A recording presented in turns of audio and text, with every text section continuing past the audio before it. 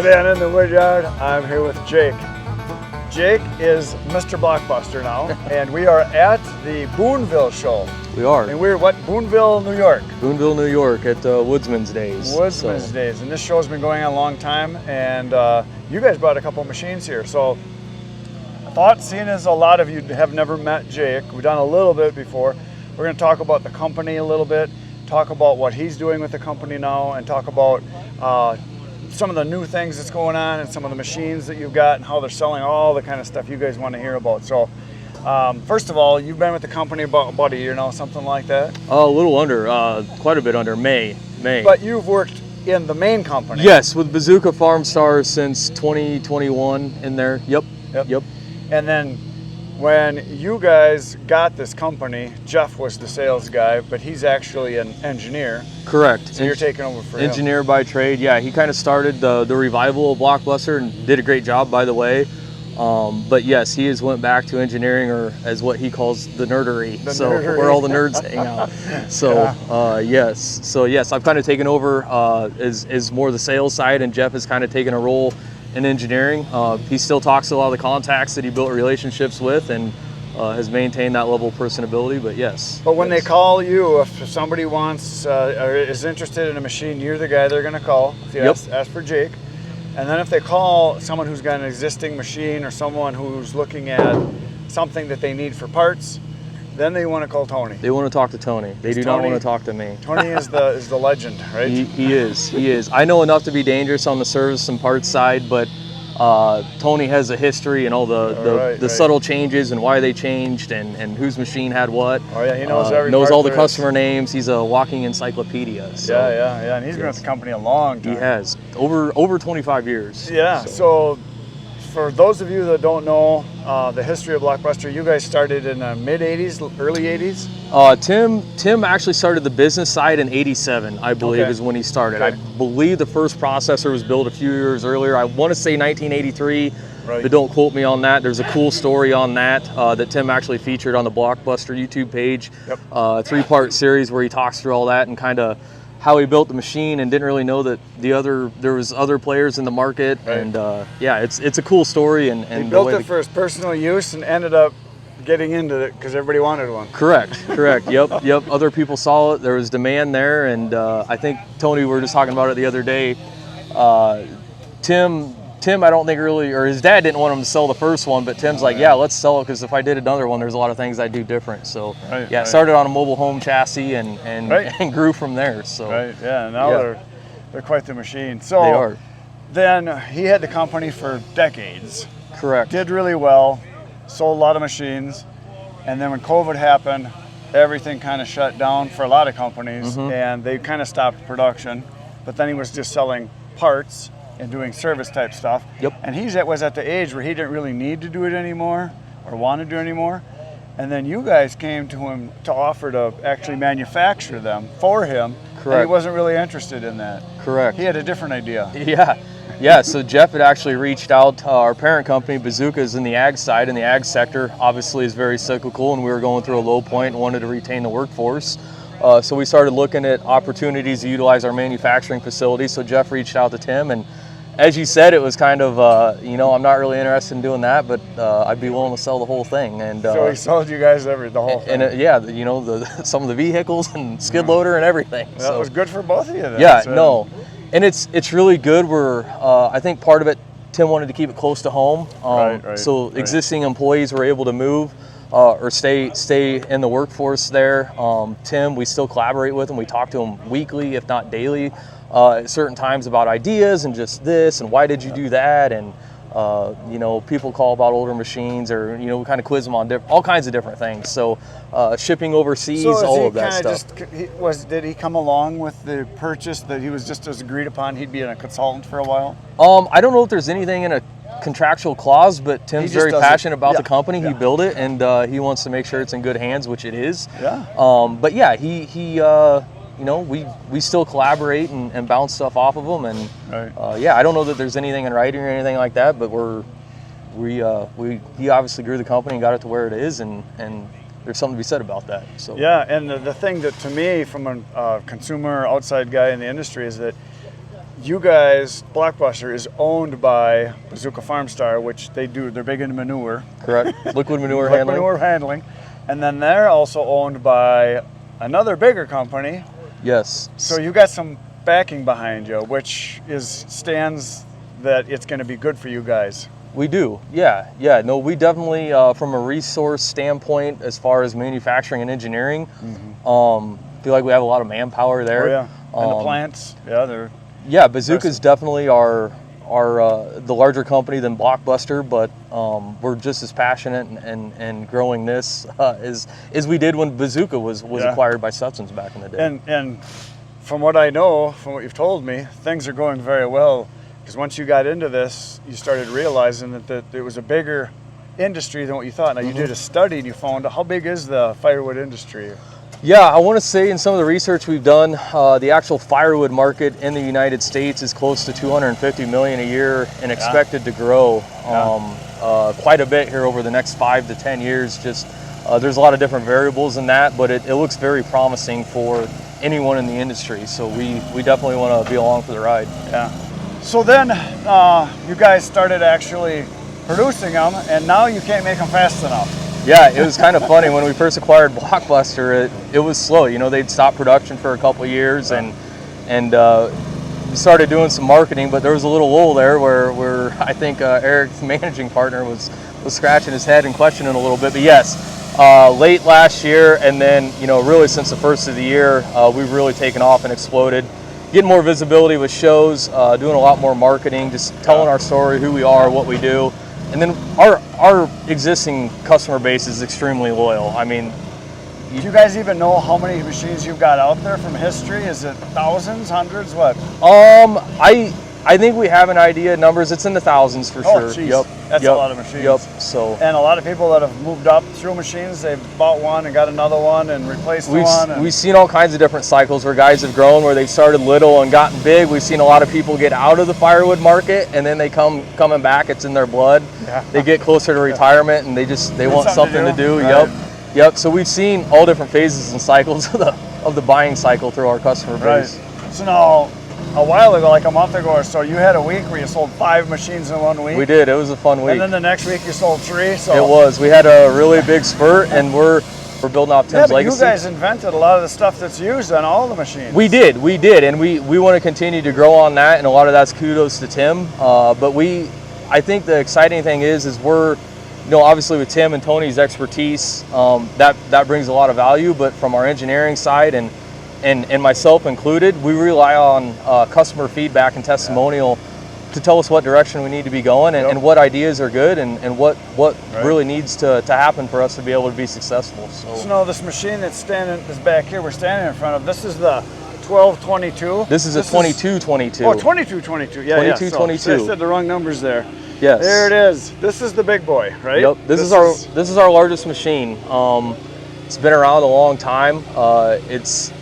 It's kind of the after the original B1 was the original machine. It was kind of size similar to this machine in terms of capacity, but the actual 2222, I'd have to ask Tony to be exactly, but we're going back to the early to mid 90s with this machine. And this machine, this actual machine is sold already. It is, yes. Everything we have on the booth is sold. So that stuff's selling as like you say, faster than you can make it. Everything but our orange job box is going to a new home. What does this have for an engine on Yes, here? this has a 74 horse Doosan. So you're under the.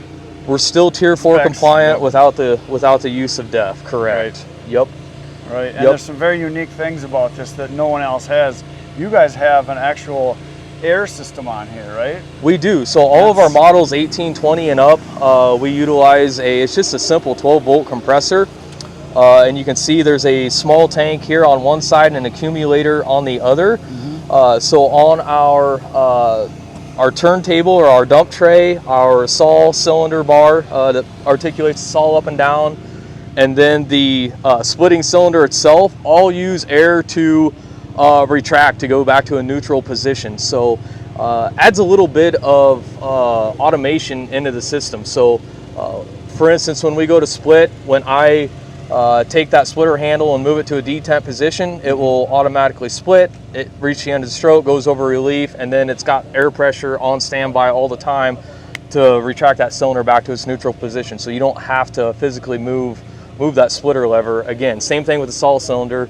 Here, as soon as I finish my cut and I let go of that lever, the saw bar will automatically retract back to its home position right there. Yeah, this is going to be running later on in the video. We're real early at the first day of the show here, but we're going to do some footage of this machine running and one of your other new ones over there. We'll have that running. We'll have some video at the end of this here. So then another thing about this has a double tray here, right? Because you got the chute back here, so you get your cookies shot off. Yeah, so something Tim had done for quite a while. This is the first 2222 or offset machine that we've done this dual dump tray, but basically there's just a switch in the cab that if I want to, I can have the tray dump away from the cab. So if you want to cut cookies for whatever reason, or you have a reject piece, if it's rotten in the center, or a big crotch that you don't want to try to run through the wedge, you can cut it off and dump it out. And the really large operations will actually stage, maybe even an elevator underneath here. Yeah, that's a great idea. Great idea. So otherwise, a lot of other machines, you only have one option to go out, and you got to either physically get it out, or you got to dump it, and then it's right out where you're working. Whereas this is on the backside. I like that a lot. Yeah. So it's a feature that Blockbuster's had a long time. Since the acquisition, we hadn't built one yet, so we had to engineer and build the bomb and a few little things. But this is the first machine that we featured this on. So now that we've done it, it'll be in the price book and easily visible. Let's look in the cab. Let's check in the cab. So this model has the cab, and basically it's a nice soundproof booth. It is. It's air conditioned, heated, stereo, all the goodies. Yeah. You got everything. It's pretty pleasant. It was nice yesterday afternoon, that's for sure. So yeah, you're gonna, when it gets to be 90 today, you'll be in there. you can find me in here, that's for sure. So yes. Yeah, and the levers are all pretty much universal. For the most part, a lot of them set up. Yes. Yep. You got your splitter valve on the left. You got your log clamp, your log deck. This machine comes standard with a hydraulic folding log deck. There's some auxiliary levers outside of the cab as well. We also use stabilizer jacks, or stip legs as we call them, or downriggers as some other people may refer to them as, but this machine comes standard with that. It also comes standard with auto stop as a standard feature on here. It's got an auto tensioning chain system on here that we utilize, which is very popular, that just comes standard as a machine. So the cab is really, the cab and the different wedge options we offer are about the only options on this machine. Otherwise, it's fully loaded. No, one of the things that's unique to this machine that I haven't seen anybody else that I know of, you're completely open onto here. Yep, we use our main frame to support the weight of the live deck, and we do that on our 1820 and up. This one we actually get up to 10 feet wide on the live deck, so we actually do have downriggers that rest against the frame. Our 1820, 1820 plus, and 2220 have legs that come down and self-support themselves, but they do not have legs underneath them. So it is nice when you're loading logs. You get a little more clearance under there. That one less thing you have to not keep an eye out for.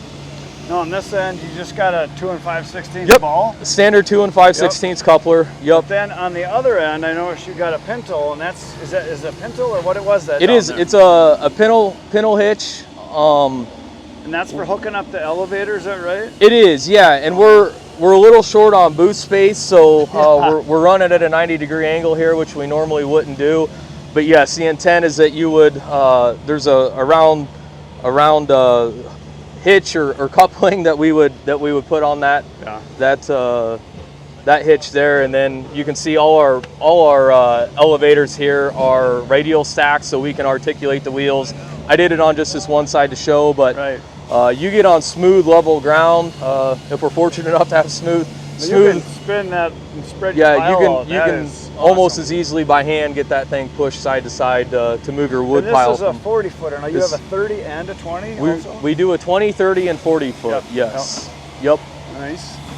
And then obviously you've got your cleaner here. Cleaner, yep. Is this the basic cleaner, or is this the... This is our basic, yes. So this runs off the hydraulics from this machine then, right? Correct. On this machine, we're just teed right into the elevator motor. We offer power packs that self-contained power packs that we can utilize to provide a hydraulic source. We also have a self-contained cleaner that has its own attached in-feed elevator with engine and everything mounted directly to it. So couple different options there with the cleaner. So now, is it true that Tim invented the cleaner? I believe it was, yes. He actually had built a couple different types of them, and you can see some of them on YouTube or older videos.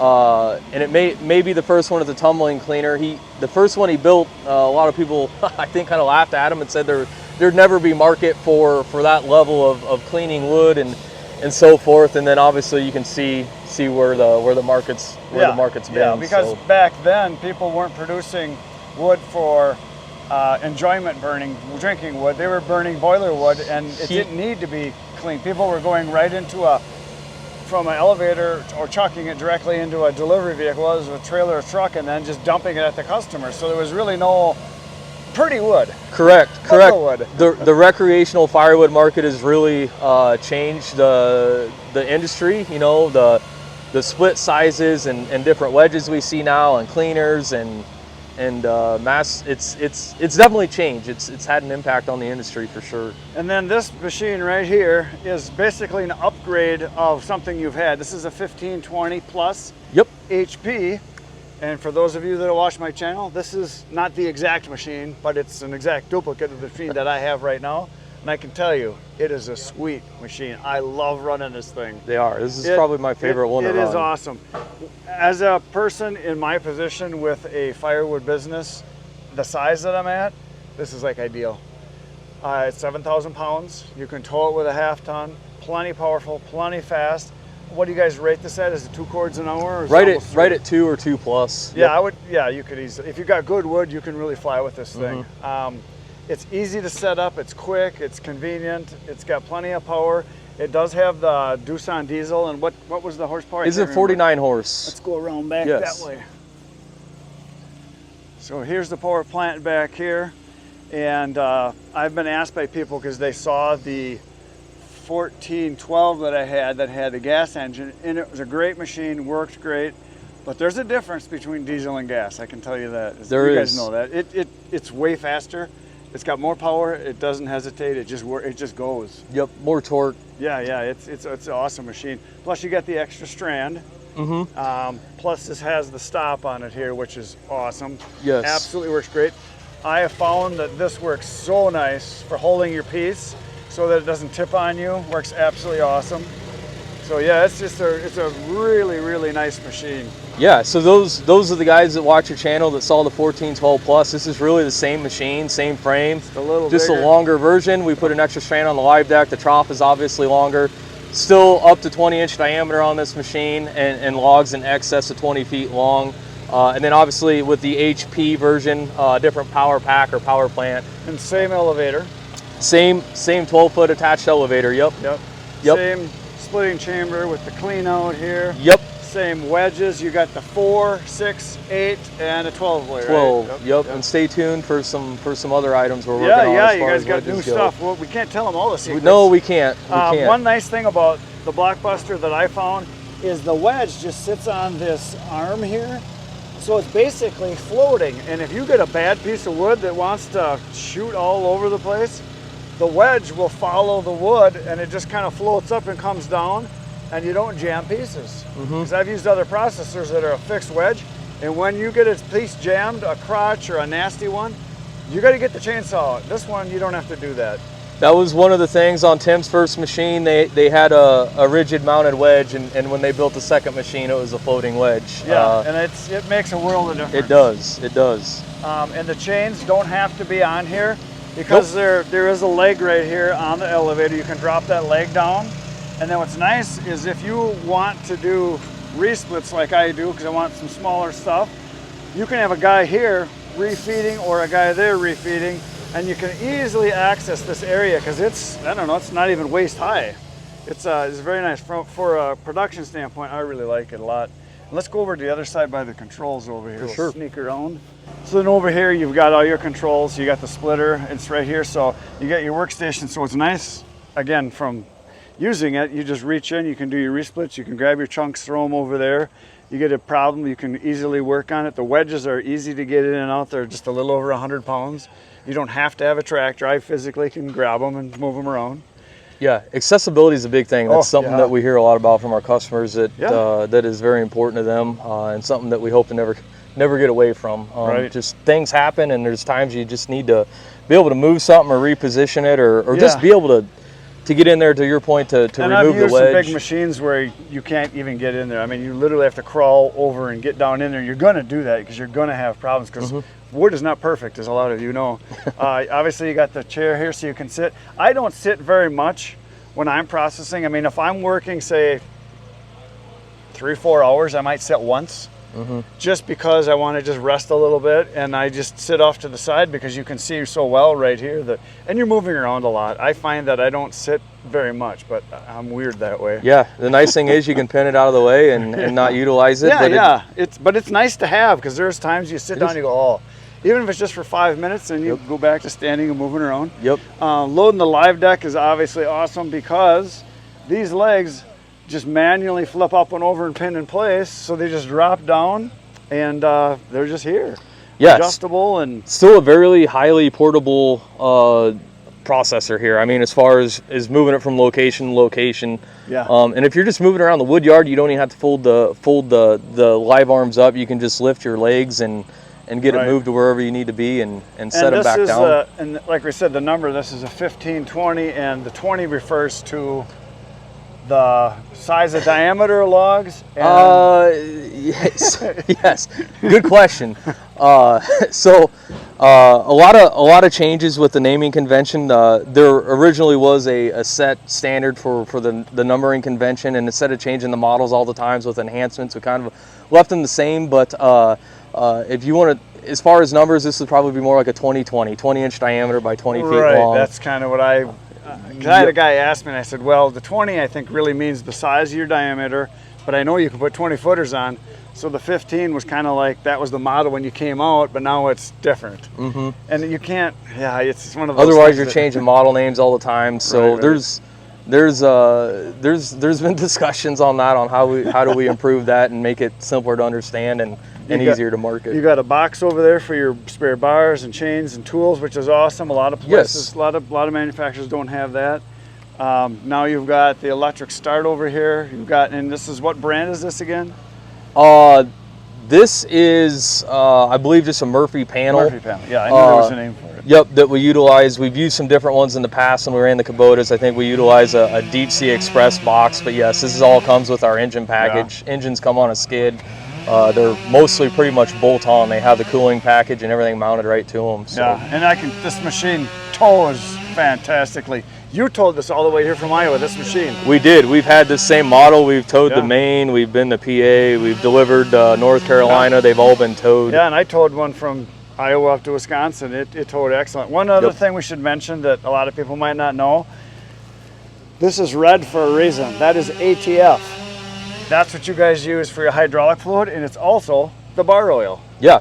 And it works great. It does. Very simple design.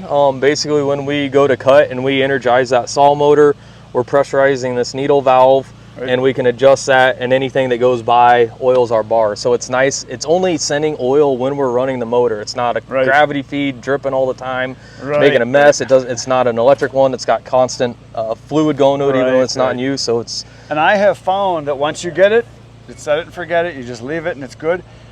People ask me, like, well, how much do you go through? You constantly dumping oil in there? My brother and I processed with the 1412 that we had. We processed like around 9 semi-loads. So that's 12, 9. It was well over 100 cords. I think we used 2 gallons. Yeah, it wasn't much. It all comes on to preference. Everybody's got different theories on chain oiling, but yes, on average, running all day, maybe a gallon. Not even. I bet you're probably, if you ran all day long, I don't think you'd even use a half a gallon. Yeah. It's just, you don't need much. And I just watch, when you're here working, you can see it, and you'll see a drip just every once in a while coming down onto the sprocket there. And when you cut, when the bar comes down, if you got sun right, you can see the spray of mist. So you know it's working. Yep. And you don't have to do much to adjust it either. It's good. It's very finesse. Yep. Yeah. Yep. Yeah, because if you go too far, it definitely shuts it off. If you go too far, it's pouring out. Yeah, so it'll make a mess. But once you get it, you mark it, and you're done. Yep. And it works really good. So anything else new coming that you want to talk about? Are you guys working on some new stuff? We are. Our goal is to have some new items at Paul Bunyan. So stay tuned. Don't want to go to a lot of detail, but we'll see some stuff with a lot of changes. So our first real big project that we've been working on since we've acquired Blockbuster, it's built on a lot of customer feedback, what people have wanted. So we're pretty excited. I know I am. And then there's a lot of things in the works after that. So yes. The one thing you guys all got to know is if you want one, what's the lead time? Because the people are lining up. Yep. So you can't make them fast enough. We were pretty fortunate going here in the fall here a few weeks ago that we had a decent amount of stock inventory on the ground, and it's all gone now. Anything that's ordered now would have to be ordered and built from scratch. Most of any of the processors are probably right around 14 weeks. Some of the smaller items we've sold through cleaners. We do have a little bit in way of elevators, but a little bit shorter lead time on those. With a processor, you're looking at 14 weeks, 15 weeks. So call us for the best idea. Some of the smaller machines we keep a lot more steel cut for, so we can push them through a little faster. But plan on 14 weeks right now, as today sits. So after the show, it may be 17, 18. I don't know. Yeah, we're selling fast. Well, Tony just fired up the 2222. He did. Let's go over there and check that out.